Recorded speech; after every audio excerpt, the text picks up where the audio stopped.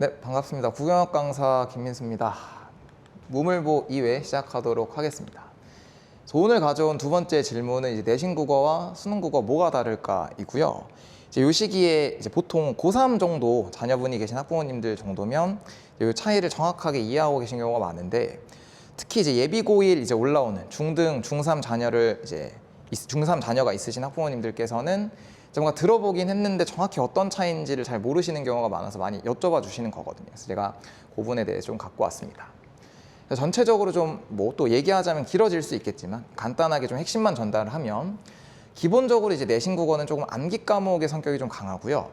수능 국어는 뭔가를 외워서 푼다기보다는 아이들이 이제 모의고사나 수능을 보게 되면 시험장에서 처음 보는 지문들을 읽고 그 자리에서 근거를 찾고 논리적으로 생각하는 논리적 사고력이 좀 중요하거든요. 다만 이제 착각하시면 안 되는 게, 이분법적으로 내신은 암기만 하면 되고 수능 국어는 암기가 필요 없고 논리적으로 생각만 하면 돼가 아니라, 당연히 국어기 때문에 겹쳐 있는 부분들이 좀 있고요. 이게 그냥 제 개인적인 체감은, 제가 이제 학생 때는 조금 저 격차가 좀 많이 있었는데, 그러니까 예를 들면 내신에 진짜 말도 안 되는 문제가 있었거든요. 이런 것까지 알아야 된다고? 지문에서 알 수가 없는데. 근데 요즘에 여기 이 지역 파주의 뭐 동패나 한비 문제들을 보면 어느 정도는 이게 많이 가까워진 느낌입니다. 그래서 외부 지문이 나오더라도, 내신에서 외부 지문이 나오더라도 최대한 수능처럼 내시려고, 지문의 어떤 근거를 바탕으로 내시려고 노력을 좀 많이 하시고, 또 이제 내신 국어에서 뭔가 외워야 되는 내용들도 과하게 막 요구하지 않고 지문을 바탕으로 충분히 이해할 수 있는 것 정도. 다만 이제 그래도 조금은 차이가 있다라는 걸 기억을 해주시면 좋을 것 같고요. 조금만 더 이 부분에 대해서 구체적으로 설명을 좀 드리면, 네, 왼쪽이 이제 내신 국어고 수능 국어인데, 일단 기본적으로 좀 차이가 있어서 하나씩 설명을 드리겠습니다. 그래서 내신 국어 같은 경우는 목적 자체가 한 학교 내에서 이제 특정 학기 동안 그 수업 시간 내에 학습한 범위를 뭐 성실하게 이행했는가를 평가하는 시험이 되겠죠. 그래서 당연히 출제 기준은 학교 선생님의 수업 내용입니다. 그래서 제가 학원 강사임에도 아이들한테 제일 많이 하는 말이, 제발 학교 가서 수업 안 듣고 졸지 말고 열심히 좀 듣고, 학교 선생님이 말씀하시는 게 있다면 농담이라도 하나도 빼지 말고 다 적은 다음에 좀 보내줘라 라고 얘기를 하는 게, 내신에서는 좀 과한 문제를 낸다거나 조금 뭐 예를 들면 오류가 있을 수 있더라도 그게 학교 수업 시간 내에 수업을 통해 아이들과 약속된 내용이면 아무런 문제가 없는 거겠죠. 그렇게 내기로 약속을 한 거니까. 그래서 출제 기준은 학교 선생님의 어떤 수업 내용이다라고 생각해 주시면 될 거고, 출제 범위 역시도 이제 외부 지문이라고 하는 낯선 지문들이 요즘엔 조금씩 다 들어가는 것 같긴 한데,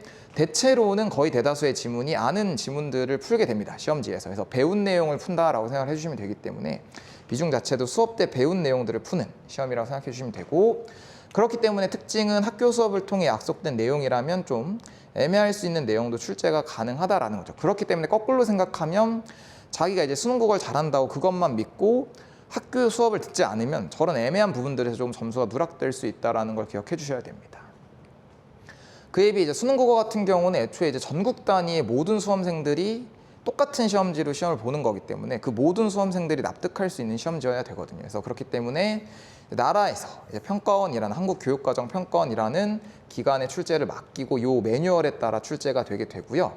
대다수의 지문들은 낯선 지문들과 처음 보는 지문들을 그 자리에서 읽고 푼다라고 생각해 주시면 됩니다. 물론 이제 고3이 되면 EBS 수능 특강, 그다음에 수능 완성이라는 연계 교재가 있어서 50%가 연계가 돼서 그 안에 있는 내용들이 나오긴 하거든요. 다만 실질적으로 한 3, 4개년 정도만 보더라도 상위권을 변별하는 정답률이 낮은 문제들은 거의 다 비연계에서 내고 있기 때문에 여기가 좀 관건이라고 봐주시면 되고, 특징은 모든 수험생들이 주어진 지문을 통해 명확하게 납득할 수 있는 내용만 출제하기 때문에 기본적으로는 써있는 지문의 근거에서 풀 수 있게 출제가 됩니다.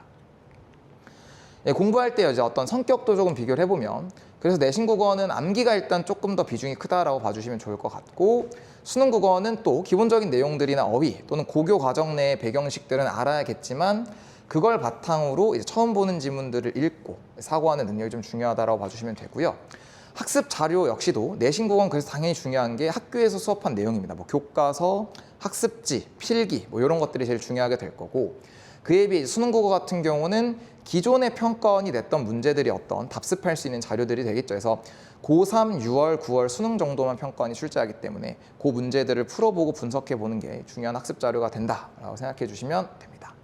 학습 방향에 대해서 좀 얘기를 해보면 이게 제일 중요할 건데, 내신 국어는 기본적으로 이제 학교에서 학습한 내용에 대해 그래서 완벽하게 암기를 하셔야 돼요. 그리고 그러다 보면 좀 애매할 수 있는 부분들이 좀 생길 거거든요. 그럼 그런 부분들에 대해서 웬만하면 시험 전에, 또 이제 시험 가까워져서 가면 답변을 안 해주시기 때문에 시험 전에 자기가 공부를 해보고 만약에 이렇게 나오면 좀 어떻게 해야 될까 좀 애매한 부분들은 가서 질문을 하면 또 친절히 알려주십니다. 그래서 그런 것들에 대해 내가 선을 잡는다라고 표현하는데, 시험에서 좀 이렇게 나오면 이 정도 선까지 이렇게 풀어야겠다라는 기준을 좀 잡고 들어가는 게 중요하고요.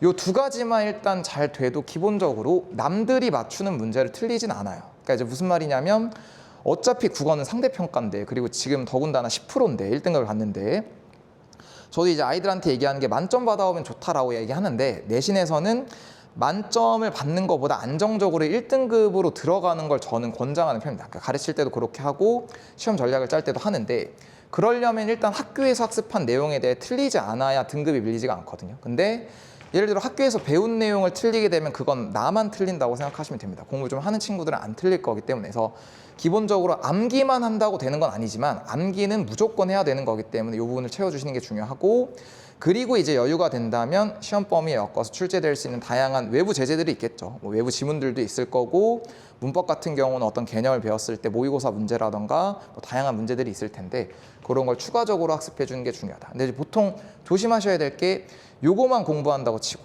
이런 걸 누락하게 되면 오히려 등급이 공부를 하고도 좀 안 나올 수 있으니 들어가는 걸 좀 꼼꼼하게 하셔야 되고, 그에 비해 수능 국어 같은 경우는 고1, 2 때는 뭐 모의고사 기출을 계속 푸시면 되고요. 단순히 풀고 채점하고 오답을 한다는 느낌보다는 영역별로 내가 어떻게 이제 시험장에서 읽고 문제를 풀고 판단할지에 대한 기준을 확립해 나가는 과정이라고 봐주시면 되겠습니다. 왜냐하면 어떤 지문이 있을 때 그 지문은 안 나올 거기 때문에 이 지문이 이런 내용이야를 지식적으로 학습하는 게 도움이 되겠지만 다음 시험 때 실질적으로 도움이 되진 않거든요. 그러니까 다음번에 내가 처음 보는 현대시를 이렇게 읽고 풀어야겠다라는 그 기준이 만들어져야 된다는 겁니다. 그래서 그렇게 공부를 좀 해주셔야 되고, 그게 어느 정도 확립이 되면 낯선 지문들에 많이 적용하는 연습을 하고, 또 안 되는 행동들이나 잘못된 태도들을 교정해 나가면 될 거고요. 그다음에 이제 고3이 되게 되면 전체적으로 80분 동안 45문제를 풀어야 되기 때문에 그 시험 운용에 대한 연습도 해주셔야 돼요. 그러니까 내가 안 풀리는 문제가 있으면 어떻게 하고 넘어갈 건지, 별표는 몇 개를 칠 건지부터 전체적인 시험 운용 전략도 좀 있어야 되기 때문에 이걸 고민하셔야 되고, 그다음에 이제 마지막으로 고3이 되면 그해 EBS 수능 특강이랑 수능 완성을 좀 지식적으로 학습하고 들어가면 좋지 않을까 생각을 합니다. 그다음에 이제 학습 기간은 권장을 하는 건, 저는 이제 내신 국어는, 그래서 제가 내신을 좀 잘 본 편이거든요. 제가 사담이긴 한데 고1 때부터 고3 때까지 이제 11과목을 3학년 1학기까지 전 과목이 1등급이었어요. 단 한 과목도 빼지 않고 1등급이었는데, 제가 이제 처음에 내신 대비를 시작할 때 저는 한 6주 정도 잡고 과목별로 한 5-6번은 보고 들어갔던 것 같은데, 나중에는 조금 익숙해져서 한 4주 정도를 공부를 했었거든요. 그래서 이게 학생마다 편차가 있을 거고 학교마다 시험 범위의 분량이라던가 난이도의 차이가 좀 있을 거기 때문에 요거는 자기가 내신 대비 기간을 잡고 계획을 운영해 나가다 보면 대강 감이 옵니다. 나는 한 5주 정도 하면 되겠다, 한 4주 정도만 하면 되겠다. 그래서 그거에 맞춰서 공부를 해주시면 될 것 같고, 중요한 게 보통 아이들이 내신 기간 때 열심히 내신하고 그다음에 나머지 비내신 기간 동안에 이제 재밌게 놀다가 또 이제 내신 기간 들어가면 하고 그렇게 하는데, 그게 아니라 수능 국어는 그냥 내신 국어를 공부하지 않는 저걸 제외한 모든 기간이 수능 국어 공부 기간이라고 봐주시면 좋을 것 같아서, 예를 들면 내신과 내신 사이, 그러니까 이제 내신을 준비하는 기간이 자기가 많이 걸리지 않는다면, 또는 방학 기간 내내가 이제 수능 국어를 좀 공부해 주셔야 되는 기간이기 때문에 내신 때만 열심히 하시는 걸로는 학년이 올라갈수록 조금 힘들 겁니다. 특히 동패 같은 경우나 한빛 같은 경우도 2학년 때 문학이나 독서 같은 경우가 어느 정도 외부 지문이 나오고 기본적인 독서 실력이나 문학에 대한 지식이나 실력이 좀 있어야 되기 때문에 암기로 해결할 수 있는 건 그나마 어떻게 1학년 정도, 2학년 올라가는 3학년 올라가면 쉽지가 않을 거기 때문에 그걸 대비해서 방학 기간 동안 내가 같이 뭔가 학교 시험 난이도가 올라감에 따라 내 실력도 같이 향상을 좀 시켜줘야 된다는 걸 기억해 주시고요.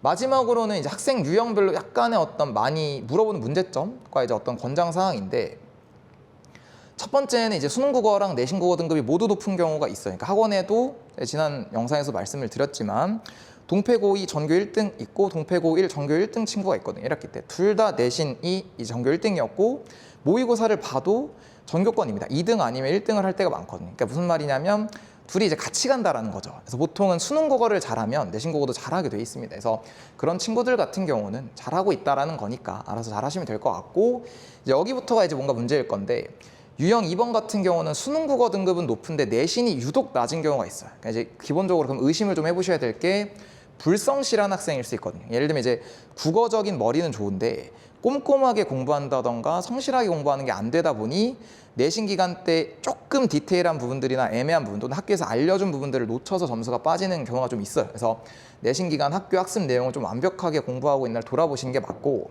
근데 또 저렇게 공부를 했는데도 점수가 안 나오는 경우가 있는데 그런 경우는 보통 선지 판단할 때 문제입니다. 이게 아무래도 수능에 비해서 학생들이 느낄 때 내신은 조금 애매하다라고 느낄 수 있는 부분들이 있기 때문에, 근데 그건 학교 경향이기 때문에 어쩔 수가 없어요. 맞춰서 하셔야 되는 거기 때문에 학교 내신 문항 유형이나 선지에 대해서 좀 분석해보고 자기가 좀 잘못 판단했던 것들에 대해서 시험장에서 어떻게 판단해야 될지를 고민해보는 게, 그러니까 또 좀 학교 내신 문제의 어떤 특징들이나 이런 걸 분석해보는 게 좀 도움이 될 수 있을 것 같고요. 유형 3번은 반대로 이제 내신 국어 등급은 높은데 수능 국어 등급이 좀 낮은 경우가 있고 이 학생들이 제일 많은 것 같거든요.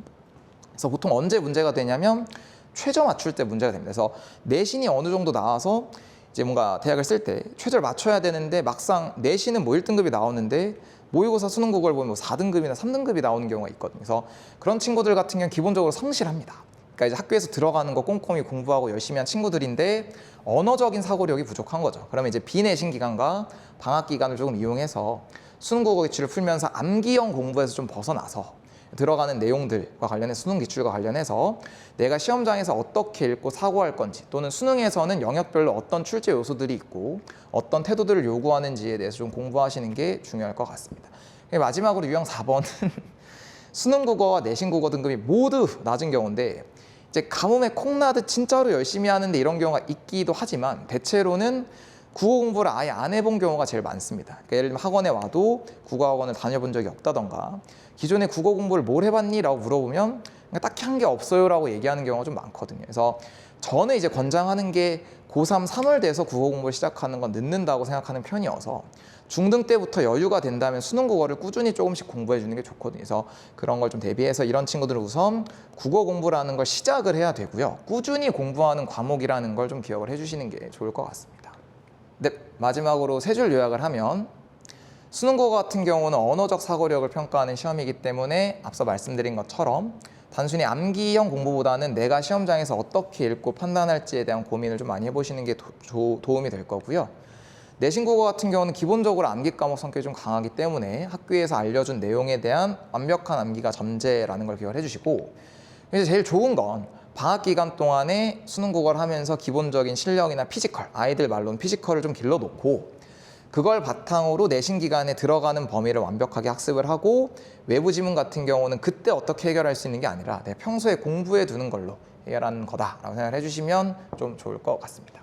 여기까지 해서 제가 2회에서 준비한 내용은 모두 마무리가 됐고요. 또 3회에서 뵙도록 하겠습니다. 감사합니다.